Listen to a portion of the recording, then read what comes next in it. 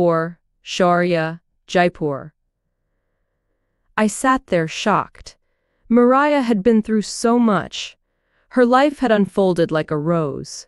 But when she gripped it tight, the thorns had torn into her soul and left her bleeding as all the petals fell to the ground. Tears welled in the corners of my eyes. I needed to talk to her and make up for being another sour point in her life when she was hurting so much from her life in Mumbai. The lecture passed by like a leaf floating in a stream.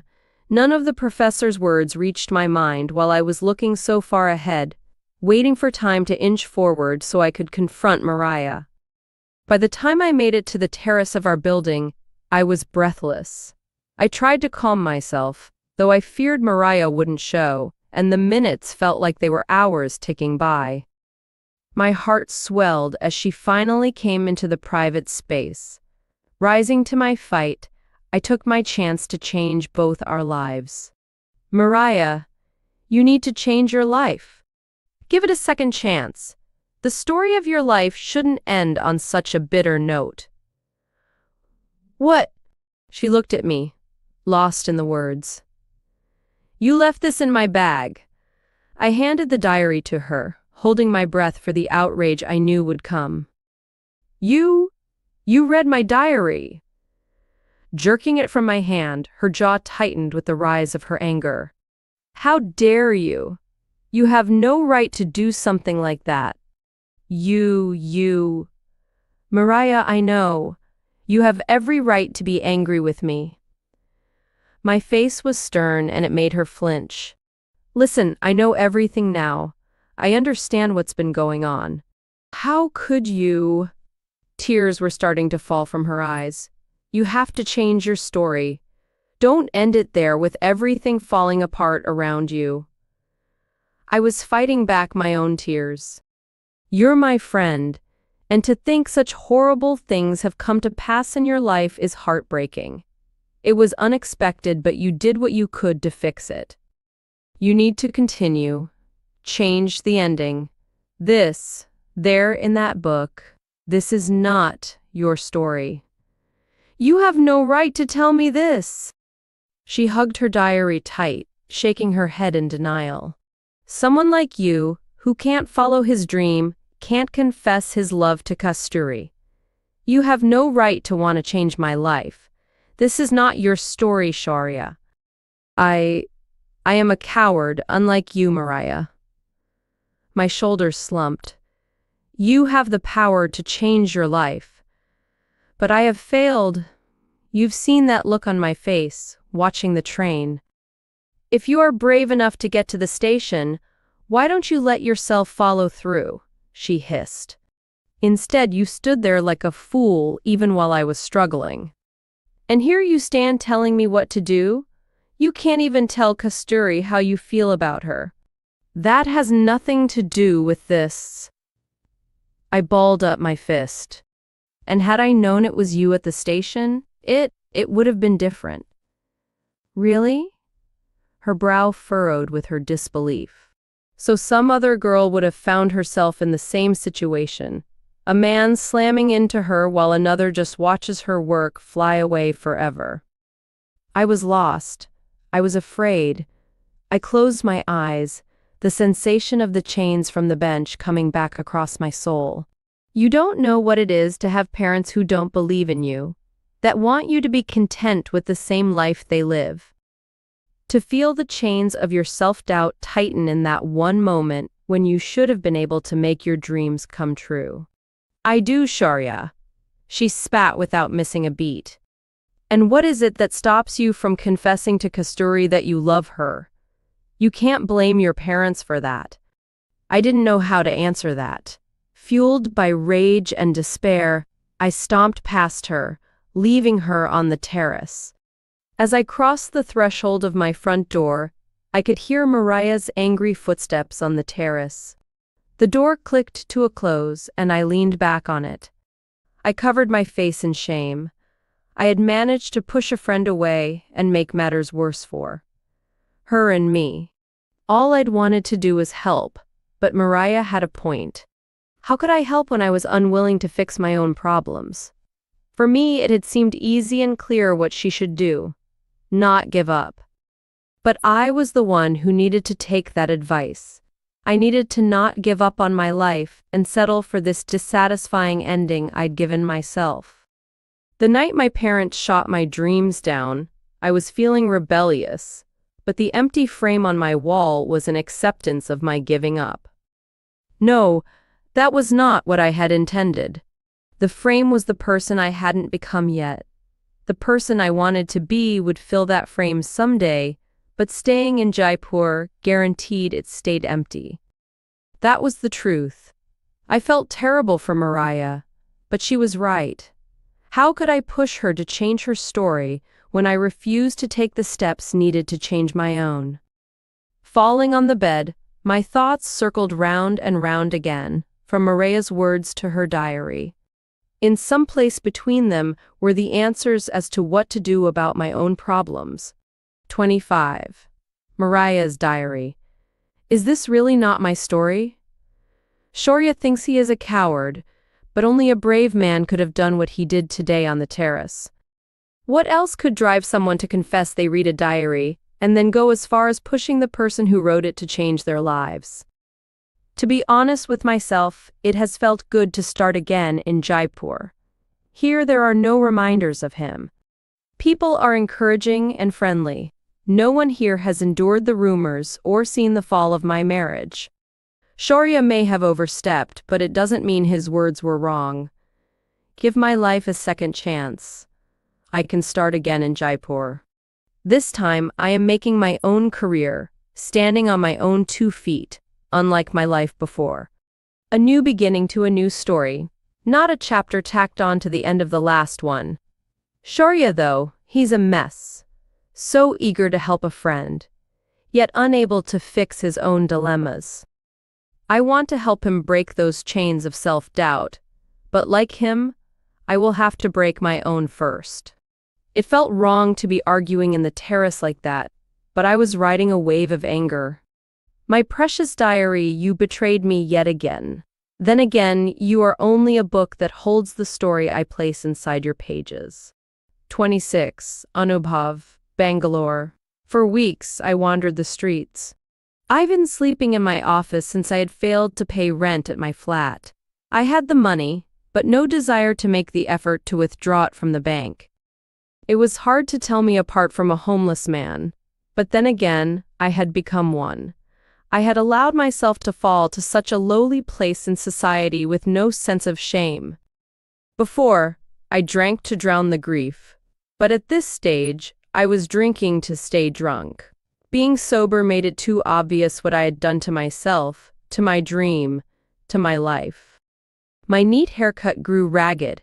My clean-shaven face was marred by an uneven, graying beard, filled with random bits from food I managed to force in. Ruined and broken, I begged for coins and counted them obsessively until I got that magic number to grab another bottle from the store. My God, what happened to you? The voice was as if from a dream, but looking up I realized it was someone standing in front of me. What on earth could make someone fall this low? I know that voice. My thoughts scrambled desperately through the kaleidoscope of memories to place where I knew him from. He was someone important, a symbol of my success, somehow. But who? Not a co-worker, surely. I would have recognized him even in my state. A former classmate then? Someone from another company that my venture had dealt with? Somehow, my inebriated mind managed to reach out and grasp his identity. The man outside the building. The man I swore I would have lunch with when I was successful, and we worked in the same skyscraper. I was mortified. One minute, I was bragging about my ambitions. The next, I was begging the very same man for loose change to help me live. I wasn't sure if he was asking me or himself, but an alcohol-laden voice from my chapped lips obliged. Parents dead, my own company abandoned me, and now I drink away the last of my sorry life.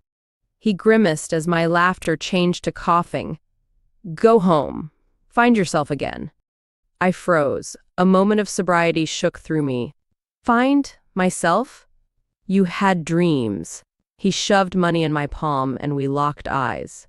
Go home and find them again. No! I heard my own voice shout. My dreams are gone. This story of my life, it is gone. The man shook his head. You're letting life write your story. But you can control how that story is written, rather than allow it to be created for you. I took one of the 100-rupee notes he had given me and held it up. I am the other side of this note now. You see the same me you met outside this building. I look the same, but I am changed. He smiled sadly. No matter how you flip that money around, he said, nodding to the note in my hand, it is still worth something. You can crumple it up, rip it in half. But once it's smoothed out or taped up again, it is the same. It can still buy sustenance. I don't know, I muttered. The anger had left me once again, and I was just a broken man. Exhausted with life, the stranger continued.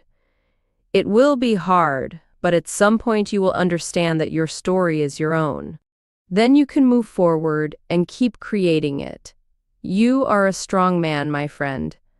I don't know what happened to you, but you have the strength to change your circumstances. He closed my hand around the money. This should be enough to get you home. Looking down at the money, tears dropped from my eyes and fell against it. I looked up to thank the stranger, but he was gone, vanished, as if some sort of guardian angel. What stopped me from using the money for alcohol, I'm not sure, but I did buy a train ticket to Jaipur. So, with my tail between my legs, I went home. Hands shaking, it took a long time before I could bear to unlock the front door of my childhood. Home. Relics of my parents were all still in place, as if they would be coming home any minute. Time felt stagnant, sitting there at the kitchen table or even in the living room. I found myself looking at the door, waiting, hoping it was all a bad dream, and that I would see them walk in. Smiles on their faces, they'd fuss over the idea that I'd got too drunk and had to crash on their couch. Dad would ask how the business was doing, and I wouldn't have to see his smile fade because I'd given it all up over a bottle of booze. 27. Sharma, Jaipur. It had been a week since Mariah and I argued on the terrace. We hadn't spoken a single word to each other since then. I would see her on the stoop, but I lacked the courage to talk to her, which added to my anxiety when Kasturi called to ask me to come with them to Amer Fort. I had said yes without hesitation, forgetting the situation. But as soon as I hung up, I wondered how it would be between Mariah and me. The Amer Fort was very popular with tourists as well as a wedding venue. On a hill, the orange hue of the walls of the great fortress stretched wide. Tall facades lined the right side of the building, while a grand archway formed the entrance in the center of its greatness. Despite our last encounter, Mariah and I did not let any tension show in front of Kasturi. And soon we all found ourselves marveling over the beauty of the palace within the walls. Mariah couldn't stop smiling. With her pencil and sketchbook, she took any chance she could to sketch out the magnificent sights. Kasturi led the way out of the courtyard filled with geometrical shapes and paths laid in such a way it sucked you into the center. The palace held more intricate and beautiful patterns. Images of gods and goddesses were still vivid, while the repeating and mesmerizing mosaics of plants and flowers seemed to never end. A few times, taken in by the beauty of the place, Kasturi would cling to my arm, and my heart fluttered. Mariah would eye me as I turned to Kasturi, my mouth agape, but courage gone. She was right. Until I told Kasturi that I liked her, I would have to be content with being a close friend. We wandered from one room filled with dark blue, orange, green, and red to another of teal, pink, and orange, each depicting flowers, each devoted to its own theme. Through the structure within, while the decorative lines laid out across the walls and up the dome ceiling were identical in symmetry. It was breathtaking to see how different from one another they remained. Time was flying, and our stomachs were growing empty. Kasturi brought up the topic of food, and Mariah and I found ourselves laughing over her one-track mind. We were reluctant to leave such a wonderful place, though.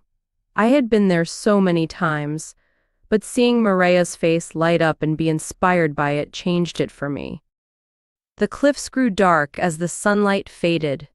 We were starting our descent when Kasturi paused. Blinking, I turned to where she was looking.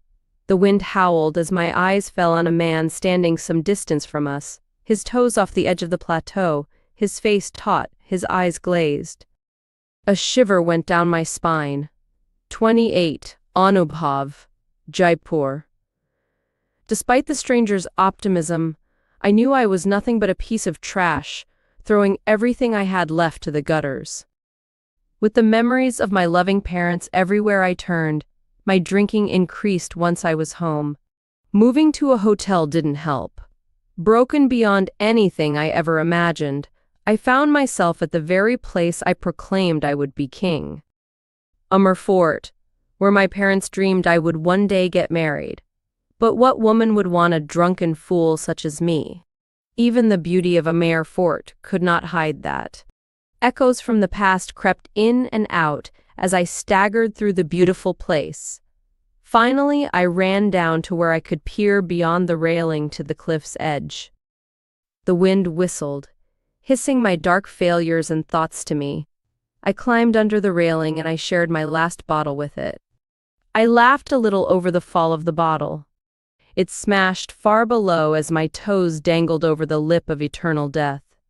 It was here that it whispered, "Jump, Anubhav." I wonder... I muttered back, smiling. "You can make all this pain go away," it promised in the next updraft that rocked me, threatening to pull me over. "Find your parents again on the other side." My parents. I sighed, staring with a forlorn look in my eyes down to where the bottle had smashed. "I miss them. You're nothing but trash. Come, join the rest of the trash here in the ravine." Whistling, another draft rocked me on my heels and I laughed. Patience? Wind? I lit a cigarette and stared out over the horizon with a cold emptiness. I will come after I smoke my last cigarette. When I was done, I threw it down the ravine, and the gentle tug and whisper promised me, "Just open your arms and welcome death." 29. Shaurya. Is he taking a selfie? Kasturi's voice was a mere whisper, filled with uncertainty. A stunt junkie? No. I shook my head, my eyes unable to break from the man. Look at him. Look at his face. He's alone and deep in thought. Is he? Kasturi tugged the back of my shirt, sending chills across my skin. Is he going to jump? Is he going to commit suicide? We need to stop him. Mariah hugged her sketchbook. My mind raced and I motioned for the two of them to stay back, knowing the man may not be thinking or acting rationally. I was nervous that shouting out to the man might startle him, send him into a panic, and cause him to jump out of desperation that his task would be prevented. Approaching the edge, I swallowed back my nerves. My head spun looking down at the depths, and I refocused on the man. Taking my steps slowly, one at a time, I inched toward him. He was finishing the last of his cigarette. A sway in his body made my stomach lurch. A stream of smoke rolled from his lips as he flicked the cigarette butt into the wind. His eyes were closing, his arms raising outward. He was ready to jump. As if lightning had struck every muscle inside me, I leapt forward, gripped the man's arm, and pulled him away from the edge. As I dragged him back under the railings, he hollered and cursed at me. The man was drunk, and his words were slurred. Kasturi and Mariah had rushed over, ready to help in any way they could. I was panting where I sat, pale-faced, watching him wrestle with invisible demons. "What the hell were you doing?" I exclaimed, my pulse roaring in my ears. "Get lost!" Another drunken bellow started. "Who are you? Who are you to stop me?" "Sir?" pleaded Kasturi. "We just saved your life. Do you need help?" "We can help you. Listen, you." He sat up, swaying in his drunkenness and peering at us through bloodshot eyes. "You don't even know me. Don't pretend to be a friend. I couldn't care less who you are. Leave me alone." We watched as he tried a few times to get back on his feet. It had been a miracle he hadn't fallen before we came along.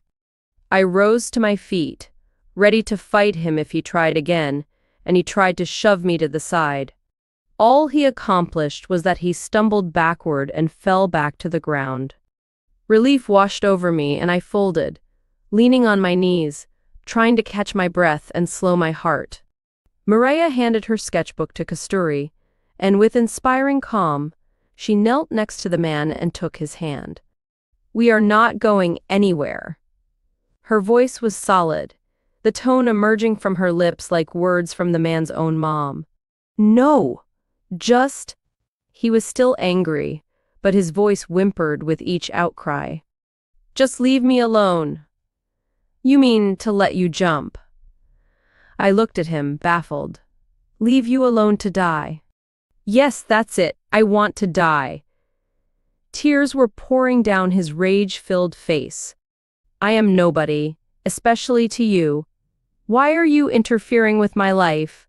Leave me alone." Mariah shook her head. "We might be nobody to you, and you nobody to us, but you are definitely somebody to someone. Just because you are no longer interested in your life, it doesn't mean someone in it will let you throw it away so easily. That is why we are interfering with your life." I couldn't stand the thought of letting someone die in front of me.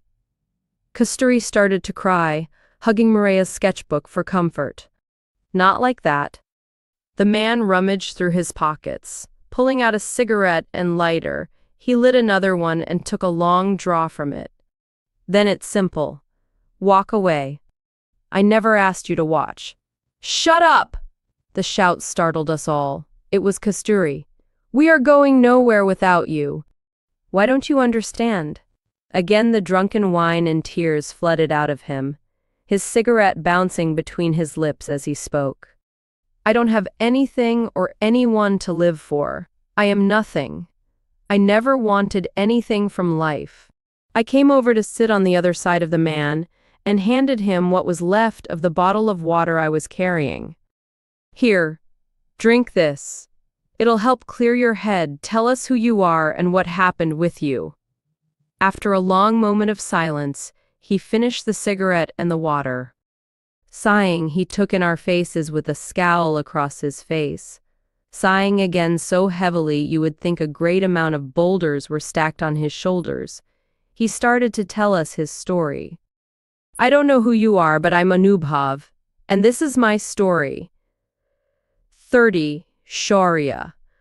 Anubhav's tears fell heavy as he completed his story, dripping from his chin, staining his shirt. Shaken, he lit yet another cigarette. Sucking it into life, he gave us all a deeper, more sober glare. Exhaling, he blew the rolling smoke from his lips, and he locked eyes with me, as if seeing his reflection within them. "Now you see what I've been struggling with." He took another puff of his cigarette before he finished. "And why I just leave me alone." Narrowing my eyes, I declared, "You've given us more reasons to stay with you, Anubhav." "Shaurya's right. We can't walk away knowing you're in so much pain." Kasturi wiped a tear from her cheek. "I'm so sorry about your parents." There was a long silence as he smoked his cigarette. He had calmed down. Even his voice had become softer. His words felt less abrasive. They were no longer being shouted in a drunken slur. I couldn't help but wonder if being able to pour his soul out in words to a couple of strangers had caused this shift. How long had he gone around carrying this monstrous amount of sorrow and broken dreams inside him? In just a short amount of time, perhaps an hour or two had passed, he had recovered a little. Anubhav's demeanor, physically and spiritually, had changed to a less desperate one. Still, none of us would be leaving the cliffside without him. Anubhav, I know what happened to you. Mariah's voice caught everyone's attention, and she searched for the right words to convey what she wanted to the broken man before us. It wasn't fair. You have every right to feel negative and downcast after all that came crashing down on you. But is death really the solution? I can't stop the pain. Covering his face, his voice trembled as he confessed. At least if I were dead, it would stop. I wouldn't hurt anymore. No, you're wrong. You'll cause the same pain to people in your life. You'll pass it on. Anger boiled up in me, my voice strong. Anubhav, you must give your life a second chance. Don't let your story end like this. This is not your story. The one where you fall to your death can never be a story anyone wants to be a part of. Mariah nodded. If you keep lamenting over your past, you can never build your future. I don't want a future, Anubhav retorted. That's not true, I insisted. Everyone wants to live. That is the natural way. Kasturi spoke up. You can be afraid, depressed. Life can be unfair. I think the easier thing is to give up. It is far harder to keep going. Find the strength. Mariah grabbed Anubhav by the shoulders and gave him a little shake. She's right. It is easy to die. It takes more strength than you even realize to keep living. But dig down into your soul and pull that courage up from the depths. It's there. You need to find it. I watched the two women volley their comments back and forth without giving Anubhav a breath to argue. Despite the seriousness of the situation, I desperately wanted to laugh as Mariah and Kasturi shot comment after comment at him. Life can knock you down like a stone falling from the sky with no warning. Mariah continued, You have to hold on to the belief that it will get better. Yes, Kasturi insisted. There is a great storm in your heart right now, but the rain will stop and the clouds will clear. You will see the sun again. Anubhav grunted. That's easy for you to say. You aren't me. You haven't lived my life. How do you know that I have not walked the same path of pain? Mariah looked to me, following my lead, her words heartfelt. I can only say this with such confidence because I have, Anubhav. Shaurya is right. Life always deserves a second chance, a chance to make things better. I didn't think so, not until he confronted me and made me realize this. Anubhav's hands fell away from his face and he looked at Mariah. His eyes searched hers as if looking for those familiar signs of torment. I felt proud to hear her words, to know the rush of courage I'd had to confront her had made a change in how she looked at her own life. Now, it was her turn to change someone else's life around. Remind them to choose life over death. For once, I was making a difference in the world around me. Anubhav's brow furrowed in recognition, and Mariah continued her plea. You wanted to die, right? Jump over the cliff and wash away your life? He nodded, confused by her words at first. Consider this. Your old life did jump and has died here and now. This moment, these labored breaths you take now, are the start of a new life, like you were born again right where you sit. Like taking the first steps, start everything all over again, Anubhav. Again, Kasturi echoed Mariah's words. Some stories are hidden deep within you. You just need to find them. Mariah squeezed his shoulder gently. It takes tremendous bravery to even decide to live. But I see that strength in you. Write yourself a new story, okay? The tears fell slower, and the affectionate advice Mariah had bestowed on him seemed to engulf his soul in warmth he had forgotten existed in the world. Watching him, I reflected that light to the life I myself had lived to this point. If I could make Mariah change her life and this man's, why wasn't I changing my own? She was able to take my words to heart, but I still needed to heed my own advice. Anubhav's eyes fell to the ground, his frown deepened on his face. With a great heave, his voice low, he said, "But I have no idea what I should do now. Come with us." I smiled, patting his shoulder to bring his gaze back to me. "Come join us for dinner, and maybe we can help you figure that out too." Another wave of tears was forming in his eyes as he took my hand in his, and I pulled him back to his feet. "Oh, okay, I will." By the time we made it down the pathway, we had managed to earn a smile and laugh out of Anubhav. It was proof we were getting his mind to move in a better direction than it had been when he loomed over the cliffside. The fluorescent lights of a nearby restaurant gave Anubhav a daunting appearance. He was very thin, and stress lines ran deep in his face and around his sunken eyes. I couldn't help but wonder when he had last eaten, or even slept. My heart ached to see someone in such a state, even after achieving his dreams. Could this happen to me? Could this have been my story? "Anubhav, where are you staying?" Kasturi asked, her words cautious in tone. "Do you need a place to stay?" He shook his head. "No. I'm staying in a hotel at the moment. I couldn't bear being at my parents' house." "I understand." I motioned to the waiter to bring our bill. "If you want, you can crash at my place." Swallowing the food in his mouth, he shook his head again. "You've done too much already. Saved my life and even fed me. I couldn't bear being any more of a bother. But we're still scared for you." Mariah's stern face hit both of us. "Shaurya, would you mind accompanying Anubhav? Make sure he makes it to the hotel safe?" I looked to Anubhav, who gave no signs of refusal. "I can do that." "Thank you, Shaurya." Kasturi smiled and my heart raced. "You're such a kind soul." I grinned. "Not as kind as you, Kasturi." After paying for the dinner, I waved goodbye to the girls. Kasturi was smiling, her lips silently mouthing a thank you before she turned away. The walk to the nearby hotel was quiet. Both of us were nervous, but I followed him without hesitation. We may have saved him from the cliff, but, like Mariah and Kasturi, I too feared he might try something again. He seemed happier after getting to know us better, having had a chance to smile and laugh in good company. He unlocked the hotel room door, holding it open for me. The room was dark and gloomy. Beer cans and liquor bottles were scattered all over the tiny square box. A smell emanated throughout the room, a mixture of an overfilled ashtray, alcohol, and body odor. Closing the door, Anubhav turned and rubbed the side of his jaw, as if looking at the mess without clouded eyes for the first time.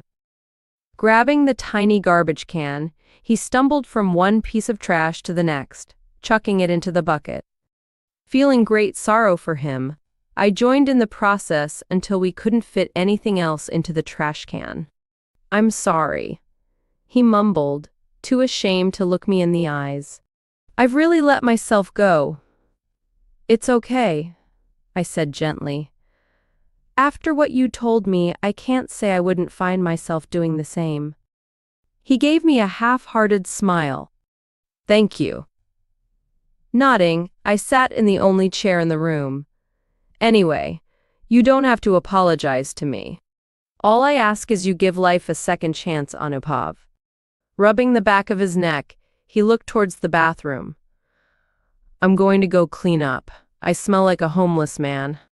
"You can leave if you want. I'll be out here." I gave him a grave expression, making it clear I would not leave him by himself to attempt anything again. "You're not alone in the world, remember that." Sighing, he nodded his acknowledgement of the fact.